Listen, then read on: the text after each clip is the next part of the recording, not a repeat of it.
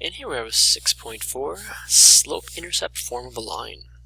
So we've been looking at linear functions, we've been looking at what a slope represents, parallel lines, perpendicular lines, but now we want to look at ways we can express a single function. And one of the ways is through the equation. Now when we express our functions through equations, there are three different forms that they can take. They can look like a slope-intercept form, a slope-point form, or a general form. So we're going to take the next three lessons to look at each of these forms in a little more detail. So we're going to start with the slope-intercept form of the line. So in the slope-intercept form of a line, or any of these forms, we need to come up with our starting point. Our universal form is what I call it. So whenever we're doing slope-intercept form, we always start off with the y equals mx plus b. And now we're going to look to change this to fit our equation. So we already know the y and the x, those are our variables. We find them on graphs. One's dependent, one's independent. But we're introducing two ideas here of the m equaling our slope and our b, our y-intercept. Where does our line cross the y-axis? So you can get this information from a question or a graph, plug it or change this formula to represent the actual question, and you will have the equation in slope-intercept form. Slope-intercept form, the name tells you exactly what you need. You need to know the slope and you need to know an intercept. In this case, it's the y-intercept. So let's look at a quick example here, our very easy one. The graph of a linear function has a slope of 3 over 8. I'm going to highlight that because it's an important number. And a y-intercept of 5. Again, highlight that because it's an important number. Write the equation of this function in slope-intercept form. So when I go here, I'm going to write out the generic universal form first. Y equals mx plus b. I'm going to ask myself, I don't know anything about my variables, so I'm going to leave them as y and x's. But do I know something about my slope? You bet. I know my slope is 3 over 8. Do I know anything about my y-intercept? Tells me right here, the y-intercept is 5. So I'm going to write my letters above those numbers so I don't forget. And now it's just a matter of changing them up. Y equals 3 over 8, x plus b. So this function can be expressed as an equation in slope-intercept form as y equals 3/8 plus b. You know what? I actually made a mistake here. I'm going to change that b to positive 5. So a couple things here. Your slope, it can be positive, it can be negative, no problem. My y-intercept could be positive, like I do have positive 5. If it crossed the axis at a negative position, this could be negative b, depending on your actual graph. So y equals 3 over 8x plus 5. So what I'm thinking here, if I'm going to picture this graph in my head, is that it's going to cross the y-axis at positive 5. So you draw just a quick axis here. Positive 5 might be somewhere over here. And then it's going to go up 3 units and across 8. So up 3, cross 8. It'll look something like this. Don't know exactly, but that's my mental picture. Crosses it at 5, up 3, over 8. So now let's look at going the other way. Here is my formula. Let's get my graph. So right away I ask myself, what is my slope and what is my b, my y-intercept? Well, my slope here is 3. But usually I show my slopes as fractions, so I know I can change my 3 to 3 over 1. And where's it going to cross my y? It's going to cross it at -2. So I come to my graph. I'm going to find the b-intercept first because I need a starting point for my slope. And my y-intercept is -2 right there. Put a little dot. And now my slope tells me I go up 3 and over 1. So I'll go up 3, 1, 2, 3, and over 1 right there. Pull out my trusty ruler.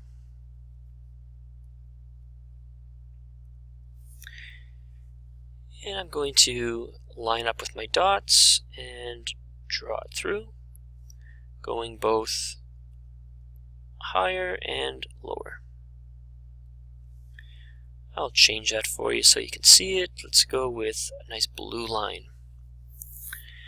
So this is the graph of y equals 3x minus 2. It's got a y-intercept of -2, crosses the y at -2, and has a slope of 3. Go up 3 units, across 1.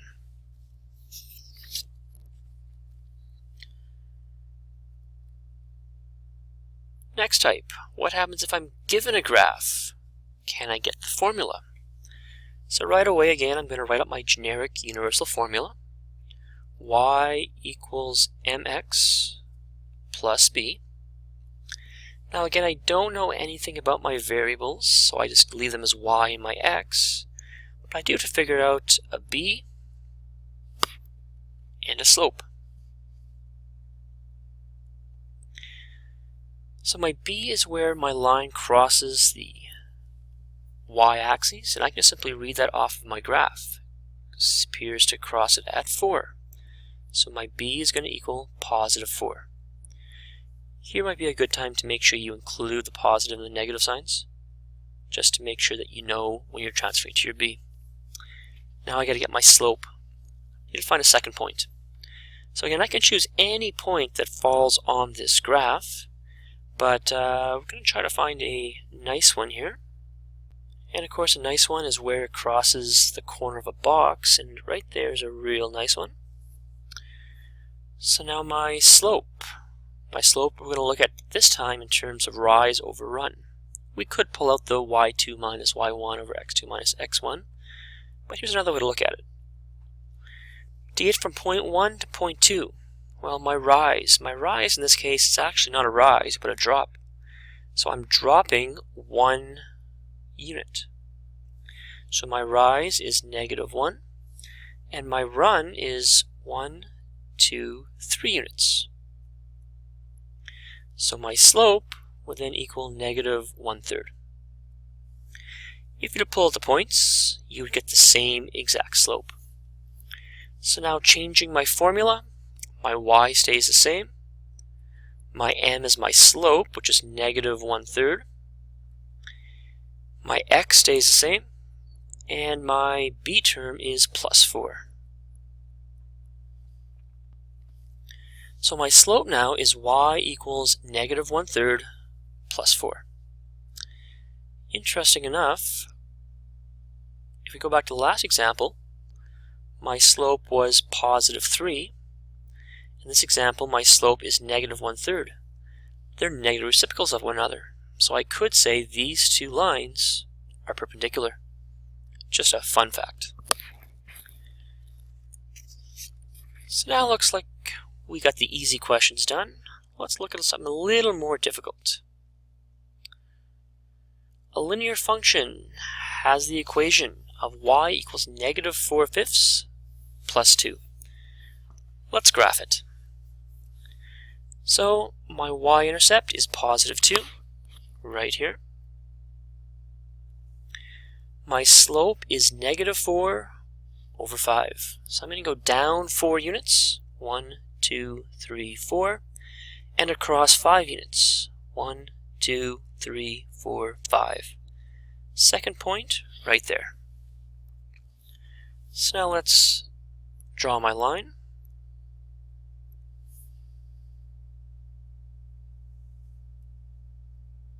And again, draw your line as big as you can. in both directions.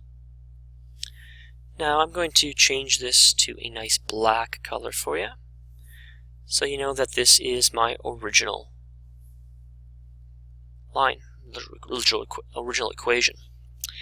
Now the next question asks me to write the equation of a parallel line.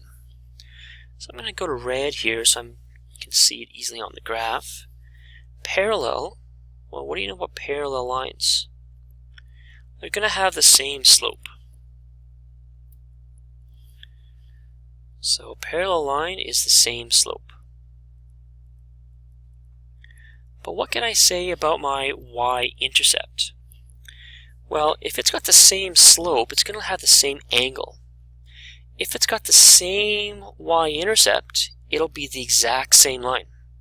So I can't have the same slope, so I have the same slope, but I need a different y-intercept. So let's make one up here. Y equals, I gotta have negative 4/5. And let's go, I don't know, 0 or plus 1. Plus 1. So now let's graph this one.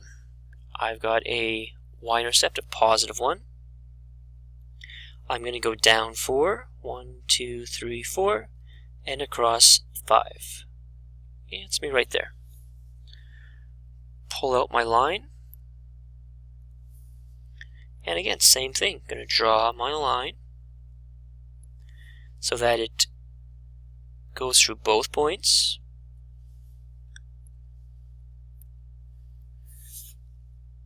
And we can see that these lines are parallel. They never touch. Now let's go to the next question. Write the equation of a perpendicular line. I'm going to go with blue for this one. Perpendicular. What do you know about a perpendicular line? It's going to have a slope that is a negative inverse. So the slope is negative inverse. Now, if I'm going a negative inverse slope, it's going to be meeting it at 90 degrees. It doesn't matter where across this line my y-intercept is. So the y-intercept does not matter.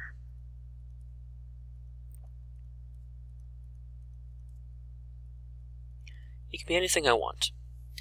So let's write one out here. So my equation will be y equals a negative inverse for my slope. So I'm going to have to flip the numerator denominator. So 5/4, and my slope will turn from negative to positive. So now let's take on a y-intercept. Let's make this one 0, just for fun. So now I can go and graph this. So my y-intercept is 0, so it's going to go through there. And now it's going to go up 5 and across 4. 1, 2, 3, 4, 5. And across 4. 1, 2, 3, 4. Right there. Once I have my 2 points, I can now draw my line.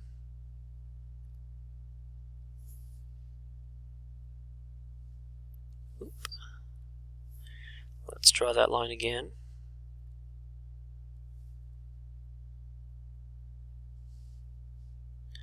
And we're going to make it nice and big, going off in both directions. And we'll change to a nice thick blue line. So I've got a 90-degree angle, makes them perpendicular. Finally, let's go with a green color here. Write the equation of a line that is not related. So, not related. The slope is going to be different. So it can be anything, just as long as it's not negative 4/5. And my y-intercept can be whatever I want as well. So let's just make one up here. Y equals 2x minus 3. Okay, so my y-intercept is negative 3. I'm going to go down to negative 3. And my slope is going to be 2. So that means rise 2, run 1. Rise 2, run 1. Right there. I've got my 2 points. Let's draw the line.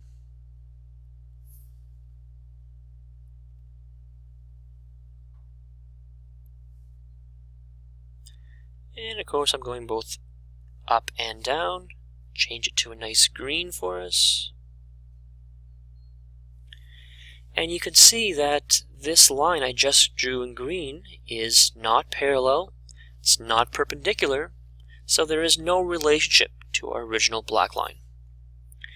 So we got parallel, perpendicular, and no relationship. Let's just look at one more example here. What happens if we don't know the equation, but we only know 2 points on my line? I don't see an actual graph. So the first thing we have to do in this case is we got to graph it. So let's graph it.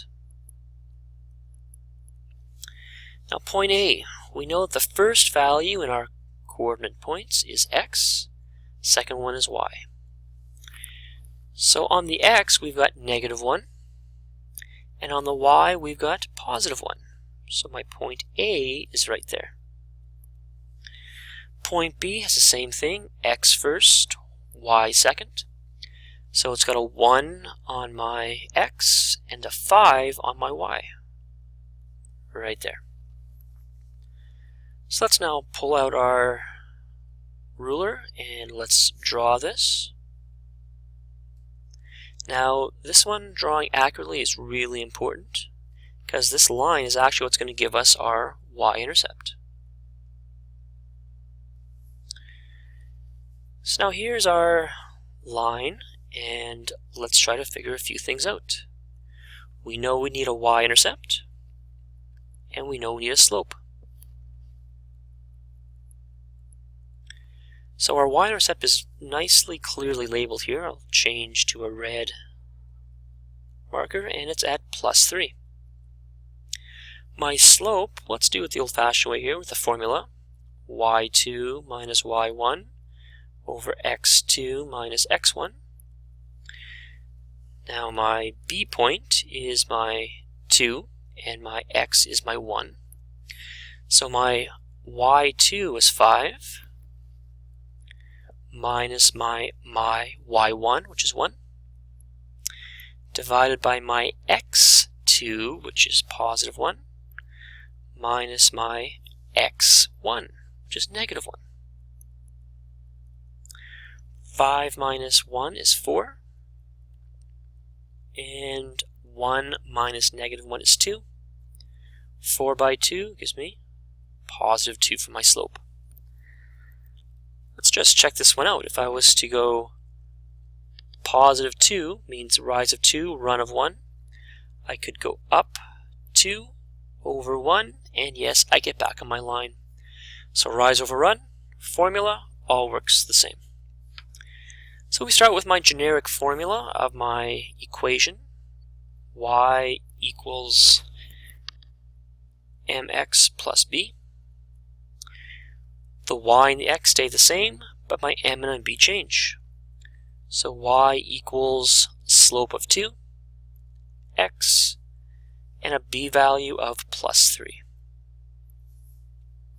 So final answer, y equals 2x plus 3. So we did a lot today. We looked at the formula if I know a slope and a y-intercept. I looked at graphing it if I knew my formula. We looked at creating a formula if I have a line. We looked at perpendicular, parallel, and non-related lines. And then finally, we looked at creating an equation from an actual point. Now, you would have to take the step here to graph this, because even though you can get your slope just by looking at the points, you need to figure out what that b value is. Best way to graph. Okay, let's go to our textbook now. We can look at page 362, Let's do 2 from the A's, 5 from the B's, 1 from the C's.